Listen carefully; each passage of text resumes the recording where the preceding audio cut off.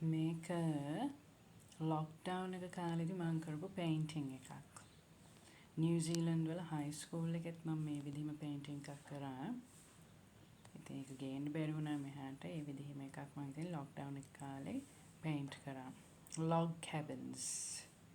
log cabins කියන්නේ පොඩි ගෙවල් වලට ලී වලින් හදලා තියෙන. snow scene එකක්. හිම සහිත scene එකක් මේක. මැදින් කහ පාට එළියක් තියෙනවා ලයිට් එකක්.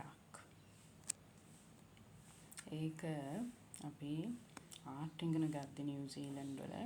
අපි නිව්සීලන්ඩ් වල ආටිස්ට්ස්ලව ෆොලෝ කරා කියන්නේ ටීචර්ස්ලා අපිට කිව්වා ආටිස්ට් කෙනෙක්ව තෝරගෙන ඒ ආටිස්ට් යූස් කරන ටෙක්නික් එකක් යූස් කරන්න කියලා. ඉතින් සාස්කියා ලීක් කියන නිව්සීලන්ඩ් ආටිස්ට් මේ වගේ ලයිට්ස් පේන්ට් කරනවා. ඒක නිසා තමයි මේ ලයිට් එකක් කහ පාටින් මැදින් යන්නේ හිම ගොඩ උඩින්. ඈතත් ඔයාලට පේනවා ලොග් කැබින් එකක්. තව ගස්ුයි කඳු යායක්.